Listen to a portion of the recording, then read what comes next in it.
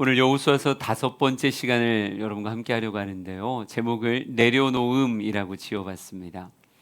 내려놓음이라고 하는 말은 기독교 우리 교회 다니시는 분들에겐 절대 낯선 단어는 아닐 거예요. 왜냐하면 이 내려놓음이라고 하는 이름을 가진 책이 있었습니다. 이용규 선교사님이 지은 책인데요. 이 책이 굉장히 많은 판매 부수를 자랑할 만큼 많이 팔렸고요. 그래서 나 신앙생활 좀 한다라고 하시는 분들은 아마도 이 책을 읽으셨을 것 같아요. 추억을 되살리며 표지 한번 보여드릴게요. 맞다, 이 책 하실 텐데 이용규 선교사님이 이 책 낼 때만 해도 머리가 까맸는데요. 지금 완전 하얀 머리를 가지고 이곳저곳 강의를 다니십니다. 내 인생의 가장 행복한 결심이라고 말하면 내려놓음이라고 하는 제목을 가졌는데, 원래 이 선교사님은요 서울대학교 동양사학과 학부와 대학원을 졸업했습니다. 서울대 나오신 분이세요. 저는 제가 안 간 겁니다. 믿어주세요. 네. 서울대 나오시고 거기서 대학원까지 졸업한다는 게 얼마나 어려운 일이겠어요. 그런데 다 학업을 마치시고 유학을 갑니다. 미국으로 가서요 그 유명한 하버드 대학의 중동 지역학 및 역사학으로 박사학위를 받으셨어요. 이것도 저는 굳이 필요 없을 것 같아서 안 했는데, 하버드에서 박사학위 받는다는 거 쉽지 않겠죠? 절대 쉽지 않을 거예요.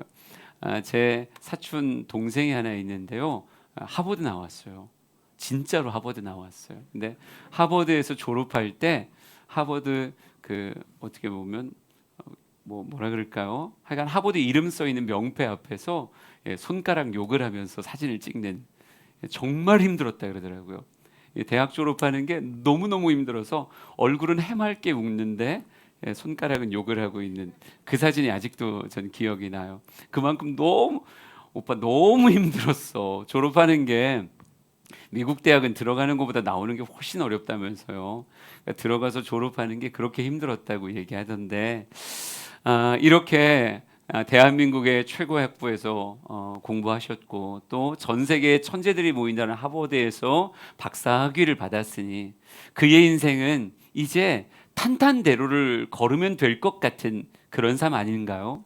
참 많은 곳에서 스카우트 제의도 있었고 정말 네 가겠습니다라고 하면 거기서도 나름 의미 있는 일들을 해나가며 인생을 살았을 사람이에요. 그런데 모두에게 충격이 되었던 건요, 학위를 받자마자 온 가족과 함께 몽골 선교사로 헌신을 했습니다. 그래서 몽골이라고 하는 땅으로 가서 그곳에서 국제대학교 역사학 교수로 또 몽골 일획교회를 섬기는 평신도 설교자로서 이제 선교사의 삶을 살기 시작했어요. 그런 누구라도 이쪽으로 갈 것 같았던 삶인데 반대 사람의 상식을 뛰어넘는 인생의 길을 가며 그 전환을 그는 이렇게 표현했습니다. 내 인생 가장 행복한 결심 내려놓음이라고 말했어요. 그의 인생을 튼 것이 과연 어떤 것일까요? 몽골 대학교에서 더 많은 월급을 줄게요, 설마 그랬을까요? 그곳에서 만날 수 있는 학생들이 그가 하버드에서 만날 수 있는 학생들과 정말 질이 다른 더 뛰어난 학생들이 모여 있기에 더 풍족하고 더 편안하고 더 명예로운 길이기에 그 길을 선택했을까요? 그렇지 않아요. 그가 그 길로 가게 된 방향의 전환에는 무엇이 있었는가? 하나님의 부르심이라고 하는 하나님의 개입이 있었던 겁니다. 하나님은요 인생을 하나님의 꿈으로 물들이기 위해서 인생 가운데 하나님의 말씀으로, 계시로, 환상으로, 또 다른 기가 막힌 일들로 하나님은 인생에 개입하세요. 이런 하나님의 개입이 있을 때에 나의 생각이 내려놓아지는 경험을 하게 되는 겁니다. 오늘 여러분에게 도전하고 싶은 건요, 그래서 이 내려놓음이라고 하는 단어가 이용규 선교사에게만 있는 특별한 단어일까? 아니면 예수 그리스도를 따르는 하나님을 섬기는 성도들의 삶에 보편적으로 찾아야 되는 그런 단어일까? 전 분명히 후자라고 생각해요. 왜요? 제가 읽는 성경에 처음부터 끝까지 수많은 성경의 인물들, 믿음의 선진들은 한결같이 내려놓음이라고 하는 삶의 모습을 보여주더라고요.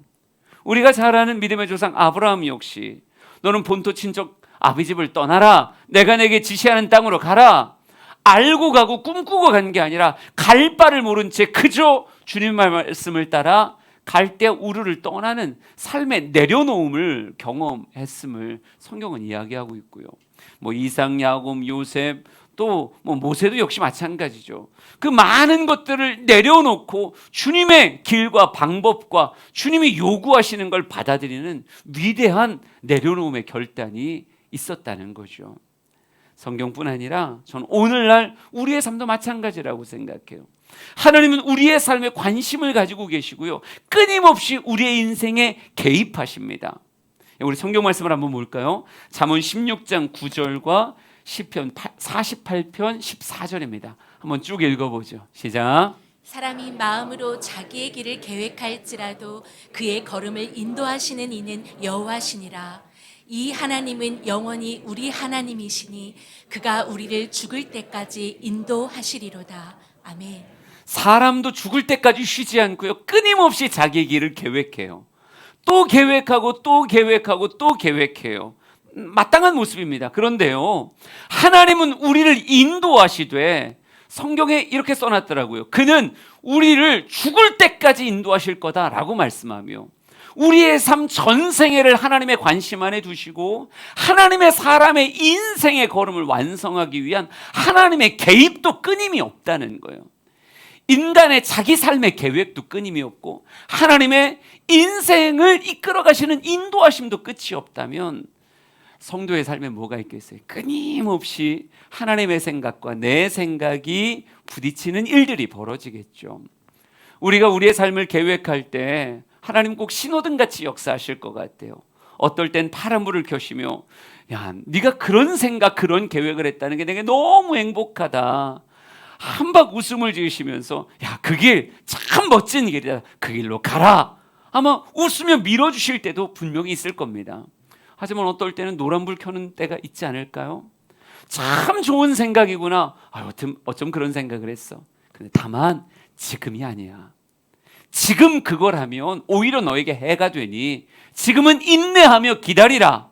때가 되면 내가 너에게 알려줄 테니 아무리 좋은 계획이라도 지금 실행하면 안 된다라고 말하며 기다림의 노란 불을 켜실 때가 있겠죠. 또 어떨 때도 있겠어요? 빨간 불 켜실 때도 있을 겁니다. 야, 너는 참 기가 막힌 생각이라고 붙잡고 있지만 아니야, 그건 너에게 해가 되는 것이니 그 길이 아닌 다른 길로 가야 된다. 너무 좋은 생각이라고 생각하고 달려가려고 하겠지만 아니다, 그건 너에게 절대 좋은 길이 아니니까 그 길 내려놓아라. 너의 손에서 내려놓아라 말씀하시는 빨간불도 있을 거라고요.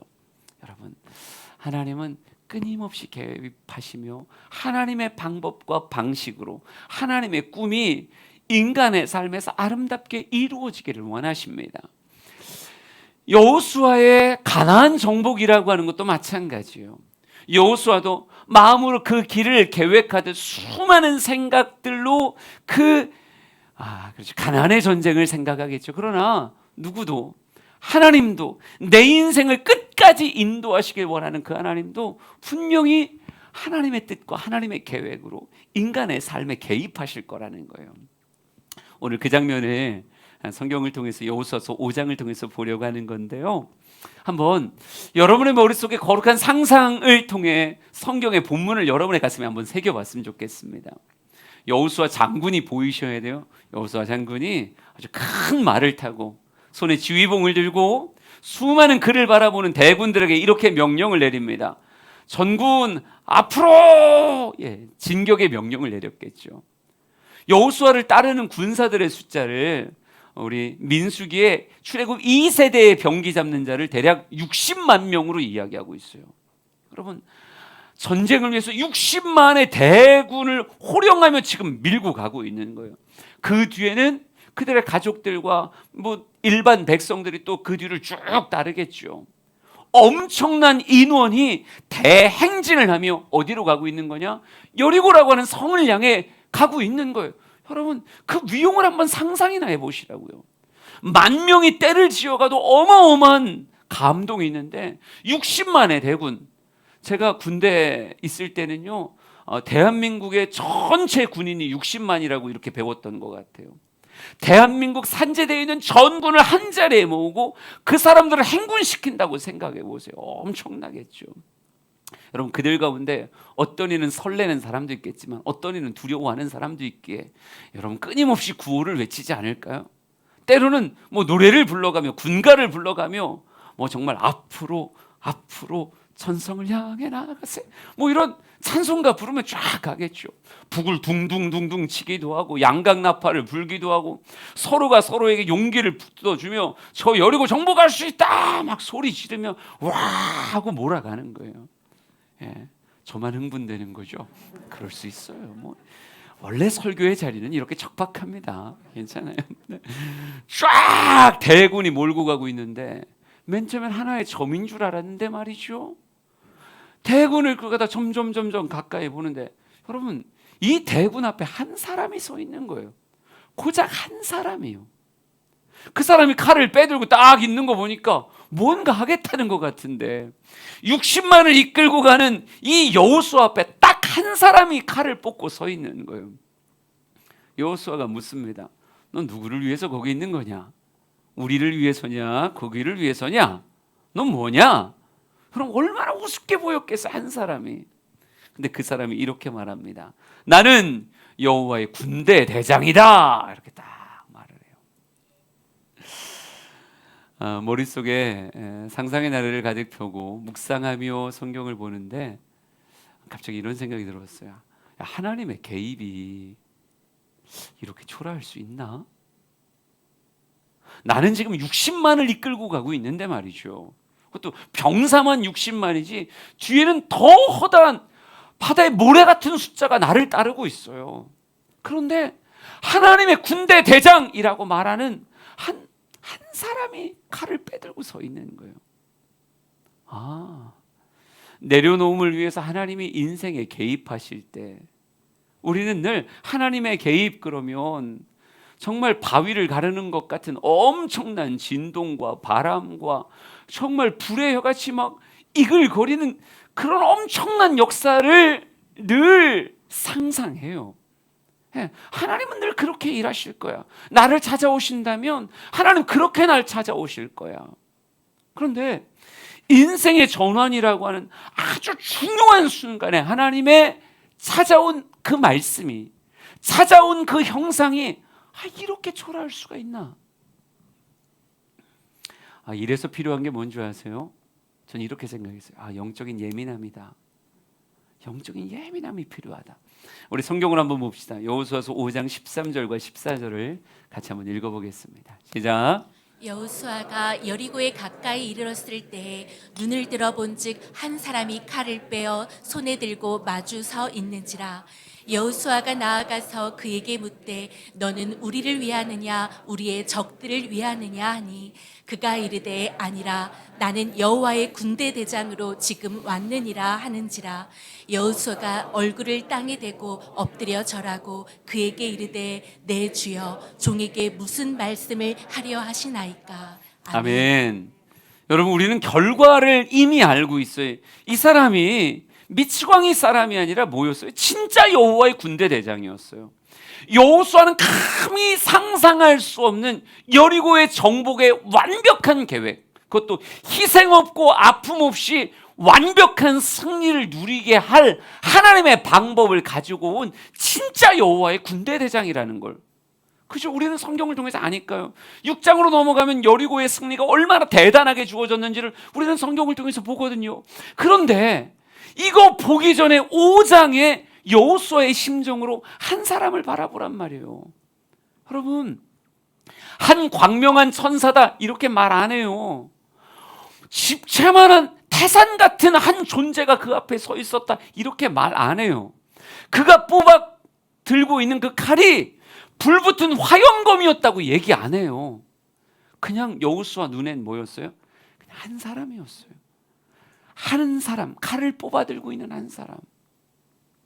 여러분, 여호수아가 봤을 땐 너무 작고 너무 초라한, 나는 60만 명을 이끌고 가는 이스라엘의 총사령관인데 한 사람, 근데 그 사람이 여호와의 군대 대장. 여러분, 우리는 늘 하나님의 개입이 크고 엄청날 거라는 상상에 빠져 있어요. 그러니까 평소문으로 말을 걸어오시는 주님의 음성이 잘 들리지 않는 거예요. 하나님은 여러분의 인생에 한 번도 관심을 놓으신 적 없이 사랑하기에 죽을 때까지 인도하겠다는 마음 가지고 여러분의 삶에 개입하는데, 우린 신앙생활하면서 이런 궁금함을 가진다고요. 왜 하나님 나에게 말씀하지 않으실까? 왜 하나님은 나에게 정말 뭔가 선명한 하나님의 인도하심을 왜 주시지 않을까? 여러분 혹시 오늘 마음에, 오늘 성경에 빗댄다면, 혹 우리의 하나님에 대한 착각이, 하나님의 일하심의 방식에 대한 그런 착각이, 하나님은 크고 놀랍게 역사하셔야 그게 하나님이다라고 하는 표징으로 하나님을 확인하려고 하는 그런 어리석음이 있는 게 아닐까요? 그래서 명백하게 내 인생에 개입하고 계신데도 내가 그걸 알아보지 못하는 영적 우둔함으로 하나님의 개입을 그저 지나가 버리게 만드는 거 혹시 아닐까요? 물론 하나님은 늘 우리의 삶에 이렇게 초라하게 찾아오시는가? 그렇지 않을 수 있어요.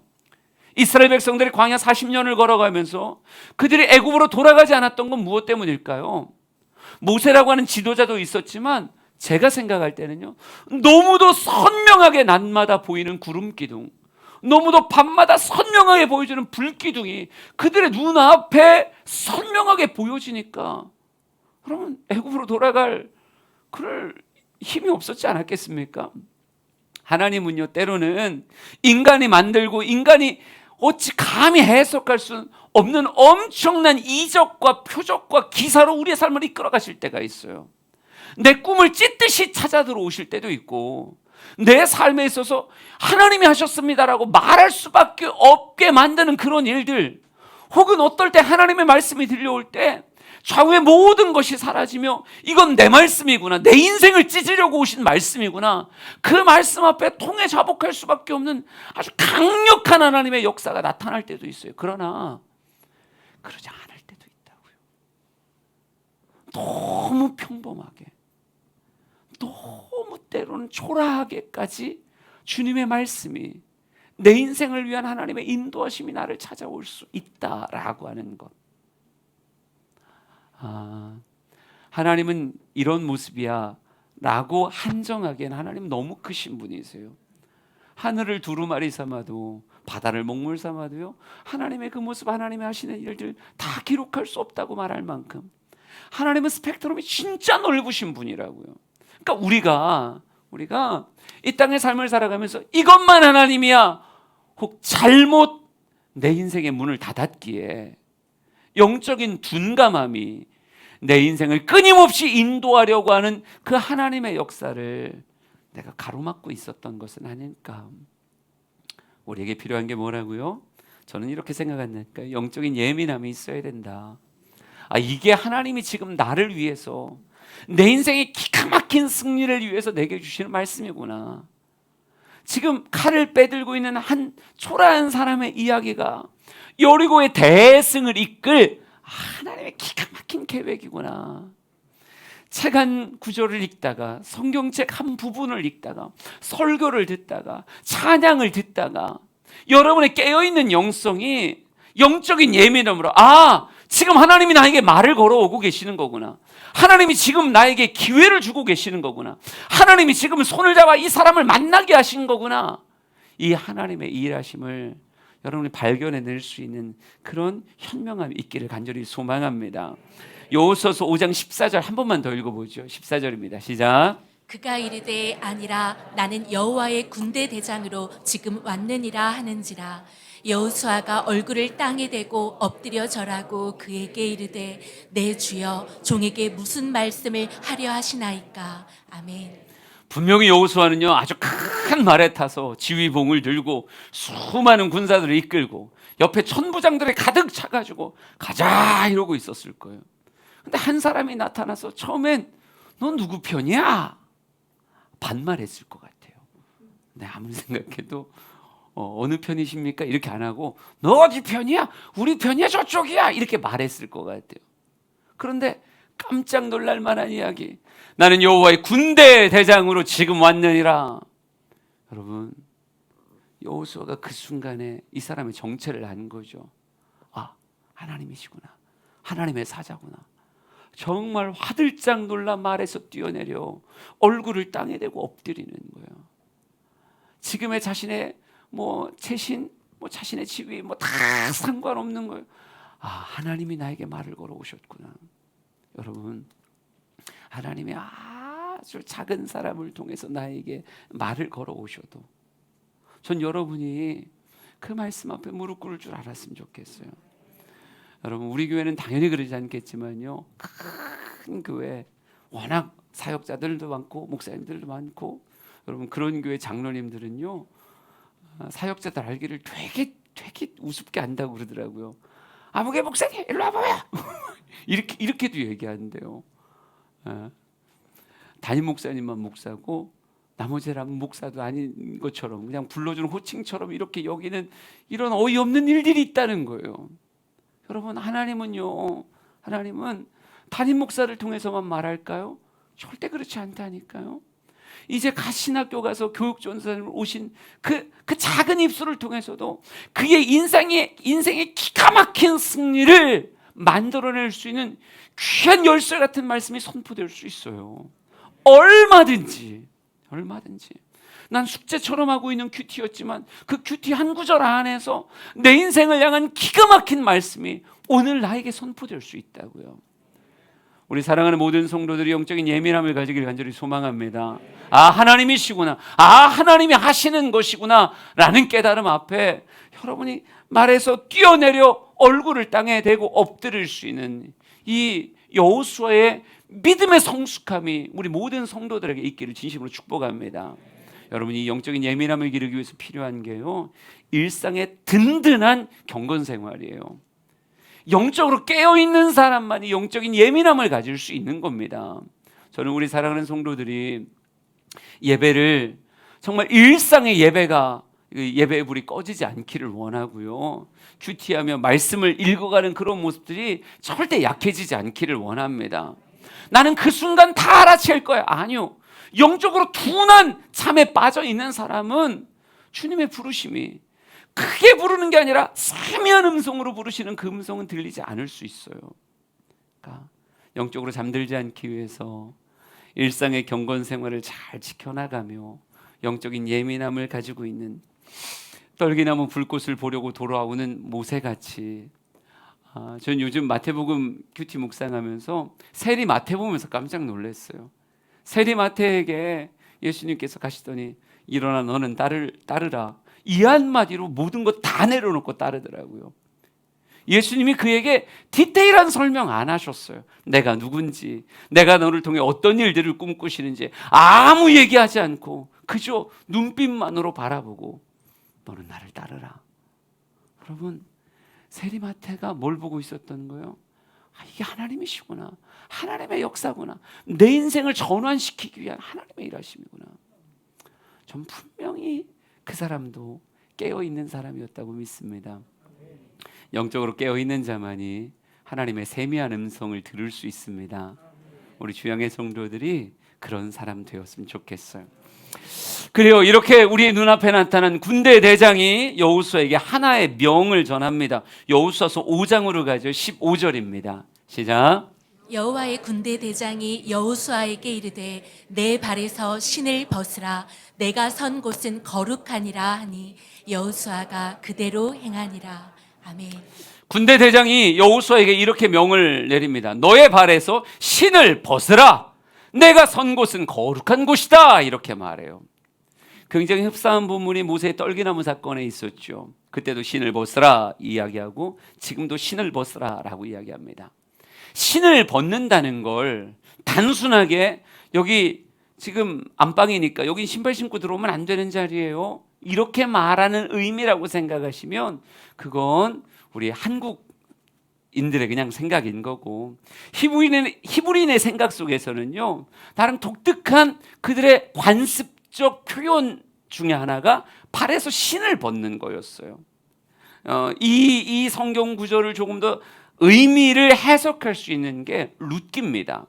룻기를 보면요, 룻이 보아스와 만났을 때 보아스가 계대 결혼이라고 하는 혈통을 이어주는 자예요. 자세한 설명은 생략하겠습니다. 근데 혈통을 이어주는 자로 이 룻이라고 하는 여인을 맞아들이려고 할 때 이 보아스가 그 사회에 대해서 너무 잘 아는 사람이기에 오히려 이 룻과 나오미와 그리고 그의 혈족과 더 가까운, 그러니까 보아스보다 더 가까운 근족이 있었거든요.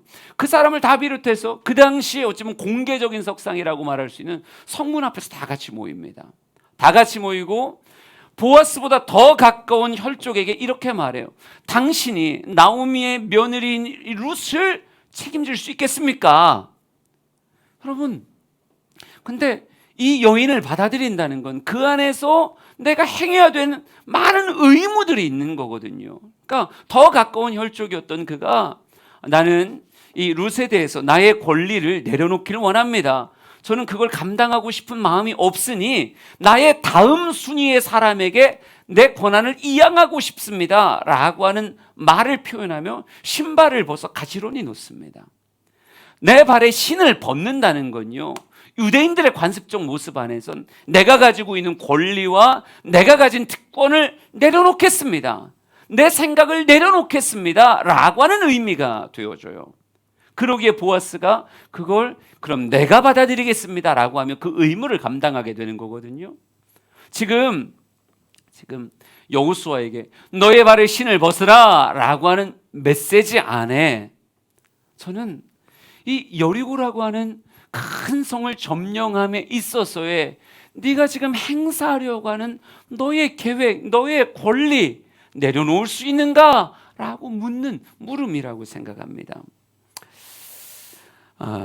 고대 여리고의 모습을 물론 상상이긴 하지만요, 나름 역사학자가 발굴 하고 하면서 대략 이런 모습일 거라고 상상했더라고요. 한번 보여드릴게요. 여리고라고 하는 성은 지금 보시는 것 같이 대략 성벽을 두 개를 가지고 있는, 상층과 하층의 성벽을 가지고 있는 굉장히 큰 성이었다 이렇게 말하더라고요. 이 성이 가나안을 지키는 관문과 같은 성격을 가지고 있었고요.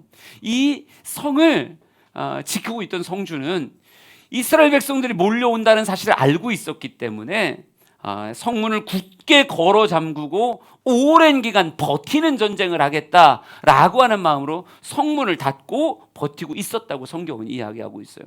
여러분, 이런 성을 점령해야 되는 게 여호수아에게 떨어진 첫 번째 전쟁의 명령이었다고 생각한다면 여러분이라면 어떻게 하시겠어요? 이제는 모세를 쫓아다니는 그런 수종자가 아니라 이스라엘의 총사령관인 거예요. 내 뒤에 나의 명령과 함께 생명을 던지며 싸워줄 60만의 대군이 있어요. 여러분이라면 이 전쟁 정말 잘하고 싶지 않았겠어요? 전 그 의지가 두 명의 정탐꾼이라고 생각합니다. 여리고를 샅샅이 둘러본 두 명의 정탐꾼이 나중에 살아 돌아와 여호수아에게 보고합니다.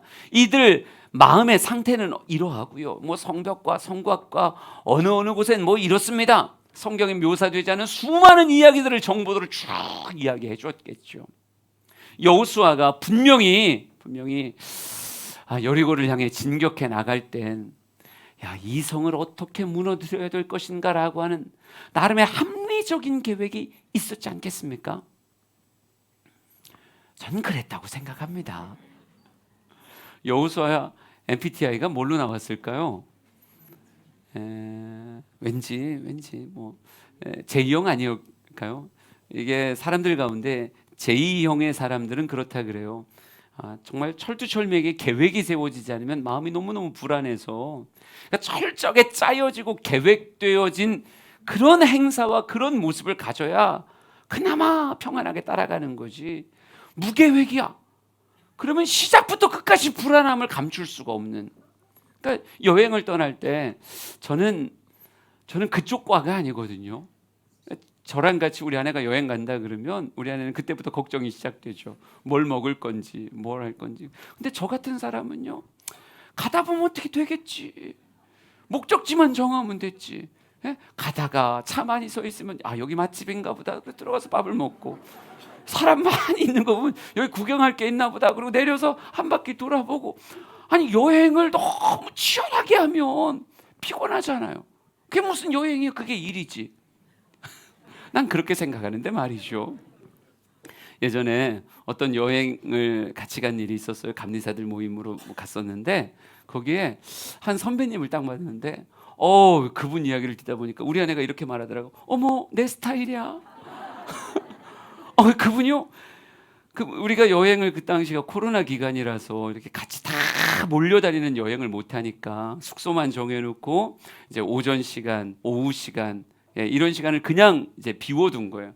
각 가정이 알아서 뭐 재밌는 거 하시고 이렇게 지내라 이렇게 얘기했는데 그분이 나름 계획표를 30분 단위로 짜왔더라고요. 30분 단위로 뭘 하고 어디서 사진을 찍고 어디에서 밥을 먹고 어디에선 커피를 마시고 이 커피숍에서 뭐 이 타임테이블이 쫙 나와 있는 거예요. 그냥 부부 간의 여행을 위해서 그것도 몇 시간 되지도 않는 시간을 위해서 30분짜리 타임테이블을 쫙 가지고 있는 거예요. 그러니까 그 얘기를 우리 아내한테 쓱 비쳤더니 우리 아내가 어머? 그래서 저는 그냥 얹었어요 숟가락. 따라가야 되겠다. 아무 생각 없이 따라갔는데 여러분 그래요. 사람마다 성향이 달라요. 그런데 제가 아무리 어떻게 되겠지 하는 성격이긴 한데요. 저는 그렇게 치밀한 성격은 아니에요. 하지만 소풍은 어떻게 되겠지 하고 소풍할 수 있지만 제 인생의 관문과 같은 큰 여리고의 성을 정복하는 일에 아무리 제가 계획성이 없어도 뭐 어떻게 되겠지 뭐 어떻게 한번 가보자 그냥 이러고 진군 명령을 내릴 수가 있겠어요? 여러분 우리가 성전을 건축하는 데 있어서 박 목사가 아무 생각도 없이 어떻게 되겠죠 뭐 그냥 가죠 그냥 이렇게 했겠습니까? 평상시 여행은 그냥 그렇게 가더라도 무엇만큼은요 이런 큰 전쟁에 앞두고 있을 때는 수많은 계획들과 수많은 시뮬레이션들을 분명히 했을 거라고요. 여호수아 입장에서도 정탐꾼을 통해 샅샅이 여리고를 살폈다고 얘기하면 밤새도록 몇 날 며칠을 고민을 했겠죠. 도대체 이 성을 어떻게 점령해야 되는가 밤새도록 고민하고 생각하고 방법을 찾다가 어느 순간 무릎을 칠 만한 기가 막힌 생각이 들지 않았을까요? 이렇게 하면 되겠다. 이렇게 하면 우리 백성들이 저 여리고 점령할 수 있겠다. 여러분 그 생각 들었을 때 수많은 천부장들을 불렀겠죠. 병사가 60만 명이니까 천부장만 해도 어마어마할 거라고요. 천부장 회의 아니면 만부장 회의를 소집을 해서 프레젠테이션을 하는 거죠. 이러하고 이러고 이러니 이렇게 하면 우리는 여리고를 반드시 정복할 수 있을 겁니다 라고 이야기를 했을 거예요. 그러면서 각 사람들에게 천부장들에게 명령을 하더라 했겠죠. 아무개 천부장 당신은 하객진의 맨 끝 오른쪽 날개가 되어주시오. 아무개 천부장 당신은 왼쪽에 맨 끝이 되어주시고 당신 기골이 장대한 아무개 천부장 당신은 성문을 돌파하시오. 얘기를 했겠죠. 얘기를 했을 거라고요. 그러면서 수많은 사람들의 마음을 흥분시키며 그들의 동의를 얻어냈을 거라고요. 과연 탁월하십니다. 우리 총사령관이 과연 탁월하십니다. 당신과 전쟁함이 영광입니다. 이러면서 기백 좁게 쫙 밀고 나가고 있는 거예요. 여러분 그런데 지금 칼을 빼들고 있는 한 사람이 뭐라고 얘기하는 거예요? 다 내려놓으시오. 여호수아서 6장 3절 4절 한번 봅시다. 여호수아서 6장 3절 4절입니다. 같이 읽습니다. 시작. 너희 모든 군사는 그 성을 둘러 성 주위를 매일 한 번씩 돌되 엿새 동안을 그리하라. 제사장 7은 7 양각 나팔을 잡고 언약궤 앞에서 나아갈 것이요 7째 날에는 그 성을 7번 돌며 그 제사장들은 나팔을 불 것이며. 아멘. 아무리 봐도요 정탐꾼하고 하나 상관없는 전쟁 방식이에요. 성을 둘러 성 주위를 한 바퀴씩 돌을 해요. 여러분 굉장히 어이없는 말씀이 그에게 다가온 거예요. 내 신을 벗으라 그러고 그 앞에서 무슨 말씀하시겠습니까? 라고 얘기하고 있을 때 여호수아에게는요 지금 온 백성들과 함께 의기투합해서 우리는 반드시 여리고 정복한다. 이러하게 하면 이건 될 수밖에 없다. 희생 감내한다. 이러고 가고 있었는데 여호와의 군대 대장이라고 칼 하나 뽑고 있었던 사람이 말하는 거죠. 그냥 돌아요. 하루에 한 바퀴씩 돌아요. 그리고 소리 질러요. 여러분, 여호수아가 6장에 넘어가자마자 온 부대에게 방법을 선포합니다. 이렇게 전쟁합니다. 근데 아무리 봐도요, 천부장 회의 때 한 얘기가 아니에요. 그냥 군대 대장이 한 말을 여호와께서 이렇게 말씀하십니다. 이렇게 합시다 라고 얘기한다고요. 여러분, 제2형의 사람한테 그 30분 단위 계획 다 내려놓으세요. 이거 절대 쉬운 얘기가 아니에요. 죽으라고 짠 건데, 치밀하게 짠 건데 이거 내려놓으라고요? 그럼 이걸 내려놓을 수 있을 만큼의 더 탁월한 계획이 있어야죠. 내가 봐도 내가 그걸 못 봤군요. 완벽합니다. 나는 이렇게 생각했었는데 어쩜 이렇게 탁월한 계획을 말씀하십니까? 아멘. 이럴 수 있으면 너무 좋겠는데, 난 여호수아의 5장과 6장을 넘어가면서 치열한 고민이 보이는 것 같았어요. 신을 벗으라. 예, 벗습니다. 그런데 과연 이게 순종의 걸음이었을까? 여러분, 하나님이 우리에게 찾아오실 때는요, 어떨 땐 순종으로 말씀이 받아질 때가 있어요. 하나님이 하시는 거구나, 아멘 하고 받아들이며 그것이 내게 기쁨이 되는, 하나님 과연 탁월하십니다. 전 이런 정복 전쟁을 한 번도 생각해 본 적이 없었는데 어쩜 이렇게 완벽한 계획을 세우십니까? 하나님, 제가 따라감에 있어서 기쁨이 됩니다. 즐거움이 됩니다. 할렐루야 막 이러면서 신나서 따라가는 순종의 걸음이 있을 수 있어요.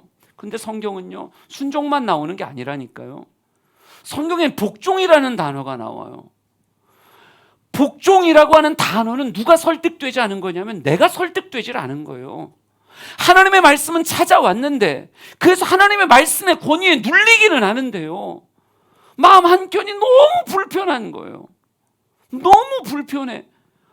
이렇게 해서 뭐가 되겠냐고요. 아무리 생각해도 내 살아온 날과 수많은 전쟁의 경험을 봐도 이런 방식으로는 안 되는 거예요. 그런데 하나님이 내 삶을 누르시며 그렇게 하라는 거예요. 하나님의 말씀이 늘 우리에게 기쁨이 되던가요? 아니요. 어떤 때는 하나님의 말씀이 들려올 때 마음의 자존심이 상할 때가 있어요. 마음에 투덜투덜 수많은 불평이 올라올 때가 있어요. 도대체 왜 이렇게까지 해야 되냐고요. 왜 내가 이렇게 해야 되냐고요. 하나님 정말 이것밖에 없어요. 제가 왜 이 길을 가야 되는 거냐고요. 하나님, 최소한 납득은 돼야 내가 가죠. 납득이 안 되는데 오라고 하시면 제가 어떻게 갑니까? 치열하게 하나님과 싸워야 되는 이런 시간이 있기도 하다는 거죠.